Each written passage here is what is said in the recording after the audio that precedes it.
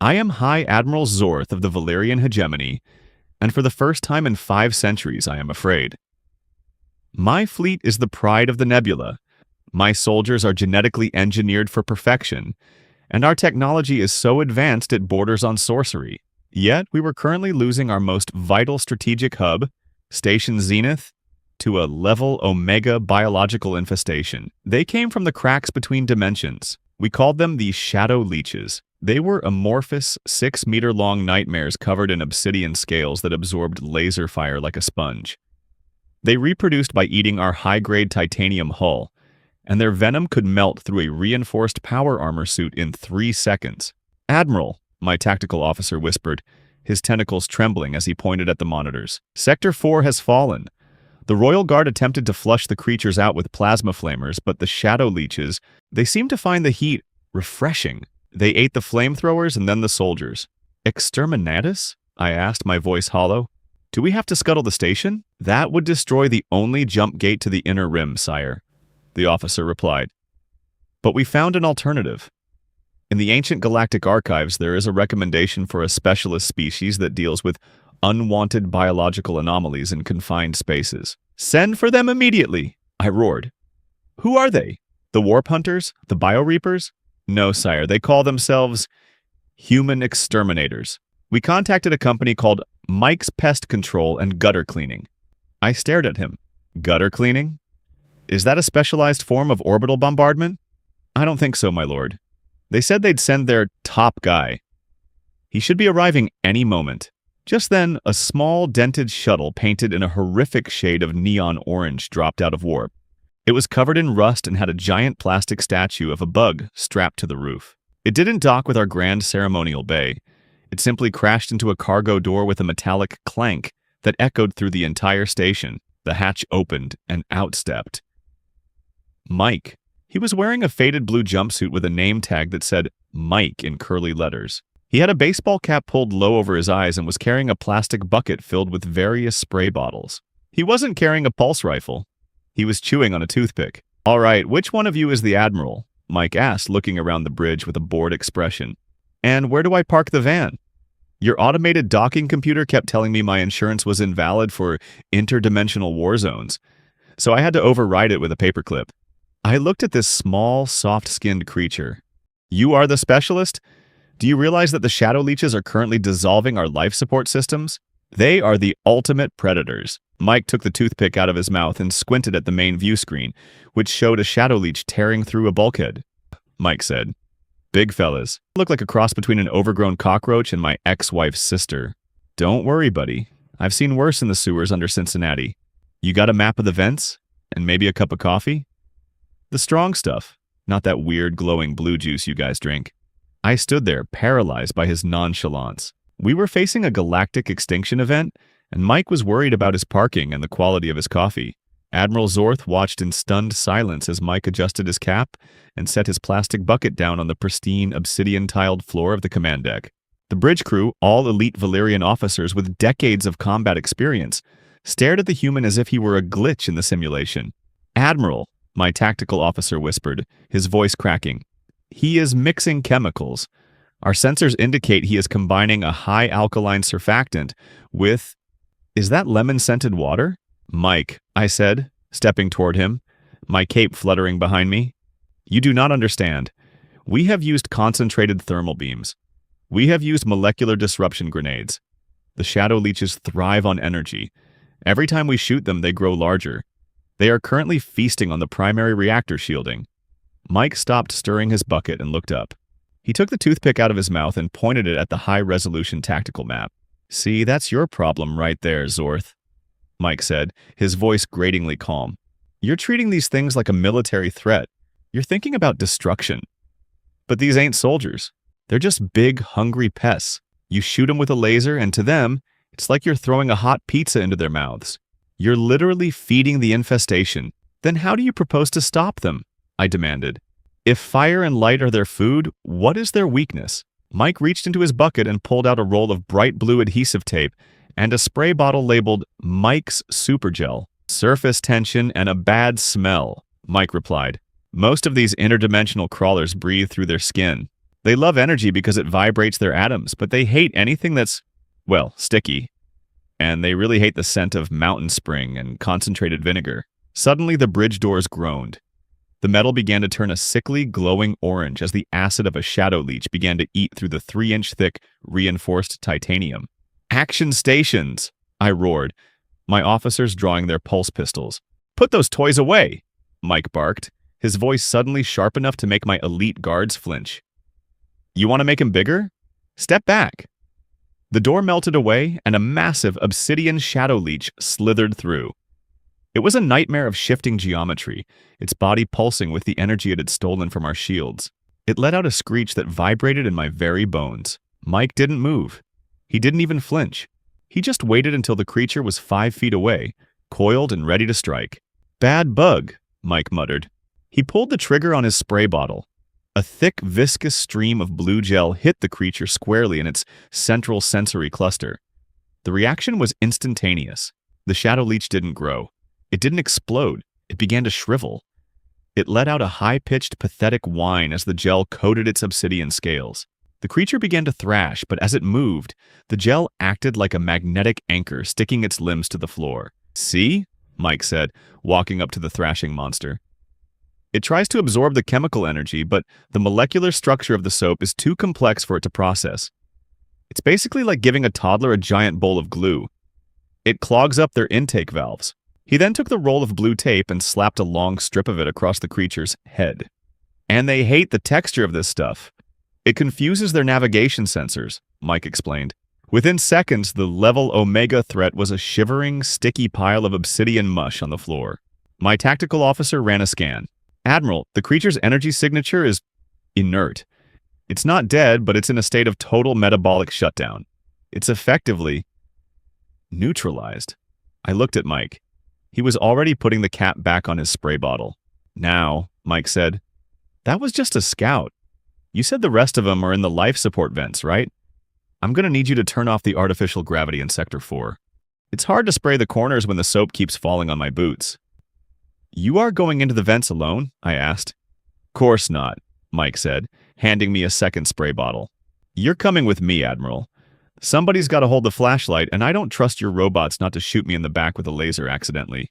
Let's go. I'm on the clock, and I've got a hornet's nest to deal with on the moon of Xylos, 5 by 6 o'clock. I looked at my Admiral's uniform, then at the bottle of dish soap in my hand. "Commander," I told my tactical officer, "you are in charge of the bridge. I am going on to help Mike with the gutter cleaning." The maintenance conduits of Station Zenith were a claustrophobic labyrinth of cold titanium and pulsing fiber optics, now choked with a black, viscous webbing that smelled like ozone and rotting sea kelp. As the artificial gravity in Sector 4 died with a mechanical groan, Admiral Zorth felt his stomach lurch. He drifted into the center of the vent, his heavy ceremonial armor clanking uselessly against the walls. Mike, however, was in his element. He had used the bright blue adhesive tape to create grip pads on his boots and gloves, allowing him to scurry along the walls of the vent like a professional mountain climber. Or a very determined housefly. "You're breathing too loud, Admiral," Mike whispered, his voice echoing through the comms. "Pests are like teenagers. They can smell fear and expensive shoes from a mile away. Stay behind me and keep that light steady." "I am a High Admiral of the Valerian Hegemony," Zorth hissed, white-knuckling the heavy industrial flashlight. "I do not scurry through vents, and I am not afraid." He stopped as the light beam hit a cluster of obsidian cotton candy hanging from the ceiling. Inside the webbing, thousands of tiny, translucent shadow-leech larvae were writhing, their miniature maws already snapping at the air. "VISOR. Analyze the biological," Zorth began, before remembering his AI wasn't calibrated for Mike's world. Much like the soldier Korth who faced the Colorado Legion, Zorth was realizing that standard military targeting software was useless against an enemy that simply didn't care about the laws of war. "Don't bother with the scans," Mike said, pulling out a small canister labeled Mike's patented anti-crawler fog. "These are just the eggs. The real problem is around the corner. I can smell the pheromones. Smells like a wet dog dipped in vinegar." They drifted around a bend in the conduit, and Zorth's hearts nearly stopped in unison. The vent opened into a massive ventilation chamber, and at the center was the Shadow-Leech Queen. She was a 12-meter-long monstrosity of shifting, liquid obsidian, her body bristling with hundreds of serrated legs and dozens of glowing purple eyes. She was currently eating the station's primary oxygen scrubber as if it were a snack. "Glistening stars?" Zorth gasped. "She is a god of the void. We should have used the exterminatus. We should have burned the whole sector." "God of the void?" "Nah," Mike said, casually checking the pressure on his spray tank. "She's just a queen. I once dealt with a raccoon named Satan back in Kentucky that had the same look in her eyes." Satan had cornered herself in a lady's attic and was halfway through eating the insulation. "You don't fight him with fire, Admiral. You fight him with a better offer." Mike reached into his jumpsuit and pulled out a small, crinkled bag of stale marshmallows. "What are you doing?" Zorth whispered, horrified. "You are going to feed the apocalypse." "Candy? Watch and learn," Mike replied. He flicked a marshmallow into the zero-G air. It drifted slowly toward the queen. One of her purple eyes tracked it. A serrated limb lashed out, catching the white puff and bringing it to her mouth. There was a pause. Then the queen let out a sound that wasn't a screech, it was a rumble of contentment. "See? Energy is work for them," Mike explained, throwing 3 more marshmallows. "Laser fires like a spicy taco, it's good, but it hurts. These are pure, easy-to-digest sugar. She's already forgetting about your oxygen scrubber. Now, while she's distracted, we're going to use the babusha maneuver. Total biological intimidation through a localized chemical barrier," Mike said, referencing the human mastery of biological intimidation. He pulled out a pressurized hose. "I'm going to coat the walls of this entire chamber in extra slick Teflon lubricant. She'll be so slippery she won't be able to grip the metal to crawl out. Then we pump in the lemon-scented oxygen. She'll hate the smell so much she'll practically beg to be put back in her own dimension." Zorth watched as Mike began to spray, moving with the casual confidence of someone who had done this 1,000 times. Just as Mike had noted, humans didn't need weapons because their entire existence was a battle against the unseen and the unwanted. "Admiral," Mike shouted over the roar of the sprayer. "Flashlight, I can't see the corner, and if I miss a spot, she'll find a foothold. Pay attention." The High Admiral of the Hegemony, the conqueror of the Orion Belt, quickly adjusted his light, focusing it on the dark corner of the vent. He wasn't leading a fleet. He wasn't commanding legions. He was the assistant to a man in a blue jumpsuit, and for the first time in his life, he felt like he was actually winning. The Shadow-Leech Queen didn't go out with a roar of defiance. She went out with a pathetic, squeaky slide. As Mike's pressurized, extra-slick Teflon lubricant coated the titanium walls, the cosmic horror found that her hundreds of serrated legs were suddenly useless. She flailed, her liquid obsidian body undulating in a frantic attempt to find purchase. But the surface tension of Mike's human chemicals was a barrier her interdimensional evolution hadn't prepared her for. With one final insulted honk-like screech, disturbingly similar to the Special Forces Geese Commander Korth had faced, she slipped through the open airlock and vanished back into the cracks between worlds. Admiral Zorth drifted in the zero-G silence, watching the airlock cycle shut. The Level Omega threat was gone. Station Zenith was safe. The jump gate was secure.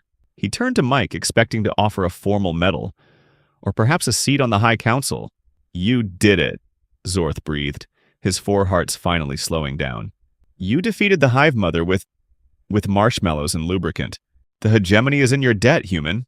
Yeah, don't get all mushy on me yet, Admiral," Mike said, not looking up from a small, battered tablet he had pulled from his jumpsuit. "The bugs are gone, but now comes the real headache. I've been looking at your ventilation shafts while we were scurrying around. Zorth, buddy, we've got a problem," Zorth asked, his heart sinking again. "Is there a second queen? A hidden nest of larvae?" "Worse," Mike sighed, pointing his industrial flashlight at a cluster of glowing purple cables behind a maintenance panel. "You've got illegal interdimensional wiring. Look at these connections. These are Class B subspace jumpers rigged into a Class A power grid. It's a miracle this whole station hasn't encountered a Reality.exe error and collapsed into a pile of blue-screened dust." Zorth stared at the wires. "But these were installed by the great architects of Valerian. They have functioned for centuries. I don't care if they were installed by the Space Pope," Mike snapped, tapping his clipboard with the same cold authority Svetlana used when dealing with High Overlord Varlak's expired licenses. "This doesn't meet Earthlink Unified Safety Code. Section 12, Paragraph 8. All subspace conduits must be grounded using a standard lead-copper alloy and must be shielded against pheromone-based interference. You're essentially running a high-powered microwave with the door wide open. No wonder the Shadow-Leeches showed up. You were basically broadcasting a free buffet sign to every dimension in the quadrant. Mike began to type aggressively. I'm going to have to flag this station as a hazardous work environment. Till you get these cables reshielded and install proper lemon-scented filtration units, I can't sign off on the extermination certificate. But if you do not sign, the Insurance Guild will revoke our station's operating permit, Zorth wailed, his voice sounding suspiciously like Varlak, pleading with tech support. Then you better get to work, Admiral, Mike said, handing him a digital invoice that was already several light years long. Here's the bill for the emergency call-out. I've included the cost for the marshmallows, the Teflon spray, and a non-standard gravity surcharge. And because you were holding the flashlight the wrong way for 20 minutes, I've added a consultant training fee. Zorth looked at the total. It was enough to buy a small moon. VISOR. Zorth whispered to his deactivated AI. Analyze the human species one more time. Analysis complete, Admiral, a tiny backup voice replied. The humans are a species of indestructible survivors who have adapted by making their lives so difficult that the rest of the galaxy looks easy by comparison. They don't need weapons because their entire existence is a battle of bureaucracy and cleaning supplies. Mike adjusted his cap and headed back toward his dented neon orange shuttle. I'll send Svetlana the paperwork, he called out over his shoulder. And Zorth, clean those vents. If I come back in 6 months and find so much as a single shadow larva in the filters, I'm calling the health inspector. And trust me, you think I'm tough. Henderson makes me look like a puppy. As the orange shuttle sputtered into warp, Zorth stood in the silent lemon-scented station. He looked at the spray bottle in his hand, then at the illegal wiring. He realized then that the Hegemony's reign was over. The era of the warrior was gone. The era of the human handyman had begun. Acolyte. Zorth barked into his comms. Cancel the orbital bombardment. Get me a bucket. We have some gutter cleaning to do. The coordinates provided by Mike for the Grand Galactic Summit led Admiral Zorth and the most aggressive warlords in the quadrant to a small green planet in Sector 3, the human homeworld. Zorth arrived in his gold-plated command shuttle, flanked by the high command of the Skrull Empire, who were still grumpy about their cloaking devices crashing during the last software update. They expected a fortified bunker, energy shields, and a formal table for signing non-aggression pacts. Instead, they found a backyard. Mike was there, standing next to a rusted metal cylinder that was leaking thick, black smoke. He wasn't wearing his jumpsuit. He was wearing cargo shorts and an apron that said, "Kiss the Cook," in a font that looked like it had been through a war. "You're late, Zorth," Mike shouted, waving a metal spatula like a weapon. "The coals are already at a perfect low, slow temp. Grab a plastic chair and try not to step on the dog." "He's a biter!" "Mike," the Skrull warlord hissed, his 6 eyes twitching. "Where is the negotiation chamber? Where is the digital interface for the territory exchange?" "We're doing this the human way," Mike said, flipping a slab of mystery meat that hissed aggressively. "It's called a BBQ. We sit in uncomfortable chairs, drink fermented grain juice, and eat things that have been charred over ancient carbon until we're too tired to fight. It's the highest form of diplomacy." Zorth sat down on a flimsy white plastic chair that groaned under his Valerian armor, much like the wooden stool that had nearly failed Commander Korth on the Daka. He watched in horror as Mike pulled a small bottle of red liquid from his apron. "Here is the nuclear option," Mike said, grinning. "It's a sauce made from a plant called a ghost pepper. On Earth, we use it for fun. In the rest of the galaxy, it's probably a Class 4 chemical weapon. Warning!" Zorth's internal sensors chimed, mirroring the panic of VISOR when faced with human garlic. Analyzing red liquid. High concentrations of capsaicin detected. This substance is designed to trigger a thermal death response in the sensory pits of 99% of known life forms. The humans are eating it voluntarily. "Try a wing, warlord," Mike said, tossing a spicy piece of poultry toward the Skrull. "It puts hair on your chest. Or more scales if that's your thing." The Skrull took a bite. For 3 seconds, there was absolute silence. The kind of silence that precedes a Reality.exe error. Then the Skrull's eyes began to glow a bright neon purple. He let out a wheeze that sounded like a dying scout drone. "I can see the beginning of the universe," the Skrull managed to gasp, his voice vibrating through a vacuum. And it looks like a giant cabbage. That's just the capsaicin talking to your ancestors, Mike replied, mirroring the wisdom Babusha had shared with Korth over a glass of Samahon. As the sun set, the atmosphere shifted. The warlords, terrified of the ghost pepper and the casual way Mike handled burning coals, found themselves relaxing. They stopped talking about star maps and started talking about the gutter cleaning issues on their own stations. "Commander," the Skrull whispered to Zorth, "I have reevaluated the Terran species. We were wrong. They don't need weapons because their entire existence is a battle against their own digestive systems." Mike handed out cold cans of beer, which VISOR would have undoubtedly flagged as a social lubricant that was chemically identical to engine solvent. By the end of the night, the most feared conquerors in the galaxy were slumped in plastic chairs, defeated by a man with a spatula and a bottle of hot sauce. "So," Mike said, wiping the grill with a wire brush, "are we going to have peace in the nebula, or do I have to bring out the homemade Samahon? Because if we drink that, none of you are leaving this yard with your memories intact." Zorth looked at the Skrull, then at his own stained armor. "We choose peace, Mike. We choose peace and a recipe for that sauce. It will be the perfect deterrent for the next invasion." "Smart move," Mike said, heading for his house. "Now, help me move the grill. Tomorrow, we're fixing the fence. Bring your shovel." The sky over Mike's backyard didn't just darken, it folded. A massive gold-leafed spire of the Imperial auditing vessel descended through the atmosphere, its gravity well stabilizers flattening Mike's carefully manicured grass. Emperor Xylanth, the Eternal, a being whose name was synonymous with universal law and absolute order, stepped onto the lawn. He expected to find his High Admiral, Zorth, in the middle of a glorious tactical briefing. Instead, he found Zorth wearing a pair of stained human cargo shorts, wielding a rusted shovel and standing knee-deep in a post hole.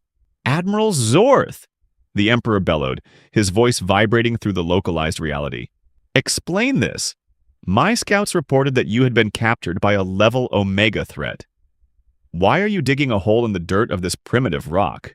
Zorth wiped sweat, actual biological human sweat, from his brow and looked at his Emperor with a weary, knowing gaze. "It is not a hole, sire. It is a post hole. The fence has lost its structural integrity due to interdimensional rot. If we do not stabilize the perimeter, the special forces, the neighborhood geese, will breach our defenses." Mike stepped out of the shed, carrying a bag of rapid-set concrete and a lukewarm beer. He looked the Emperor up and down, unimpressed by the glowing energy armor or the floating crown. "You the supervisor?" Mike asked, taking a sip of the beer that Zorth's internal sensors likely flagged as engine solvent. "If you're here to help, grab a level. If you're just here to watch the clock, you're standing on my property line and I haven't seen your zoning permit yet." "I am the Emperor of the Valerian Hegemony," Xylanth roared, raising his hand to initiate an orbital strike. "And I'm Mike from Mike's Pest Control," Mike replied, pointing his spatula at the Emperor's chest. "Look, Your Majesty, your boy Zorth here is currently working off his consultant training fee for that station cleanup.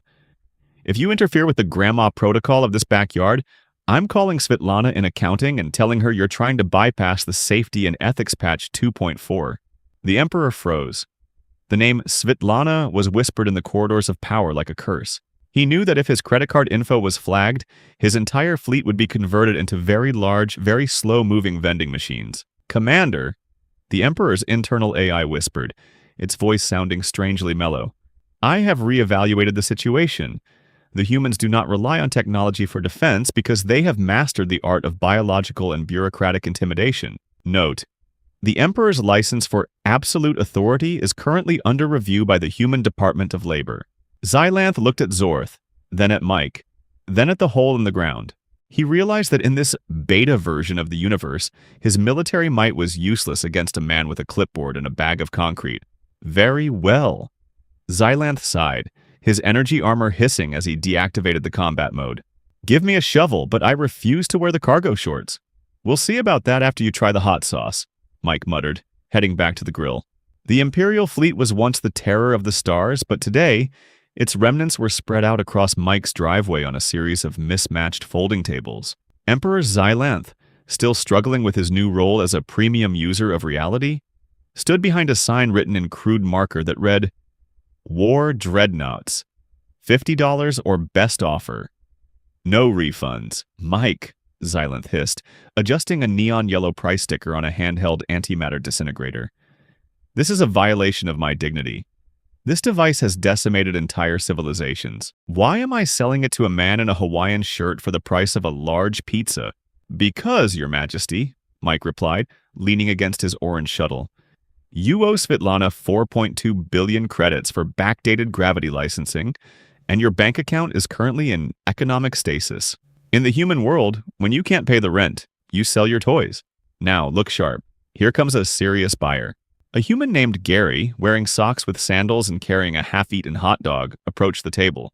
He picked up a Valerian fusion core, the same device that once powered the life support systems of a galactic hub. Say, what's this do? Gary asked, squinting at the glowing purple orb. That, Xylanth said, his voice dripping with imperial pride, is a subdermal quantum singularity generator. It can power a continent for 10,000 years or tear a hole in the fabric of space-time if the coolant levels drop below 5%. Gary tapped it with a knuckle. Think I can hook it up to my pellet grill? My current battery keeps dying mid-smoke, and I've got a brisket that needs 20 hours. Xylanth looked at Mike. Mike just nodded. Yes, the Emperor sighed, his crystalline skin dimming. It will smoke your brisket. It is also excellent for keeping the beer cold during a holiday weekend, which, according to Section 4 of your EULA, is the only time it is legal to use without a permit. I'll give you $20 and a bag of charcoal for it, Gary offered. Deal, Xylanth muttered, handing over the power source of an empire for enough money to buy a human lunch. As the sun set, the driveway was nearly empty. The Skrull warlord had successfully sold his cloaking technology to a teenager who wanted to sneak out of the house. And Admiral Zorth had traded a tactical targeting array for a set of high-quality, mountain spring-scented air fresheners. Suddenly, a familiar chime echoed from Xylanth's HUD. A small, twisted paperclip icon appeared in the corner of his vision. It looks like you're trying to liquidate assets to avoid a total system lockout, Clippy chirped. Would you like help calculating the secondary market convenience fee? Or should I call Svetlana to let her know you finally updated your credit card info? Xylanth looked at the empty driveway, then at the $140 he had made. It wasn't enough to pay off the interest on his existence tax, but he felt a strange sense of human accomplishment. Acolyte, the Emperor called out to his master pastry general. Pack up the tables. We have enough money for a fresh batch of sourdough. And tell Svetlana we're mailing her a gift basket. The chocolate-covered kind. The flute music started playing again, and for the first time, Xylanth didn't feel like he was being tortured. He felt like he was finally getting the hang of the beta version of the universe. Emperor Xylanth the Eternal believed that after selling his annihilation weaponry for $20 and a bag of charcoal, he had finally touched the bottom of human humiliation. He stood on Mike's lawn, breathing in the scent of grilled beef, and had almost grown accustomed to the fact that his absolute power was now limited to choosing the marinade for the evening ribs. But he was wrong. True terror pulled up to the curb in a pristine white crossover. A woman stepped out of the vehicle. She wore a power suit and a hairstyle so rigid it looked like it could withstand a direct hit from a plasma cannon. She carried a laser rangefinder and a folder that looked more massive than the terms and conditions of the universe. Mike, Xylanth whispered, feeling his crystalline skin vibrate with a prefix of dread he hadn't felt since the Shadow-Leech infestation. Who is this? I sense an aura of bureaucratic potency so immense that even Svetlana from tech support seems like a gentle infant in comparison. That's Mrs. Gable, Mike sighed, leaning on his shovel.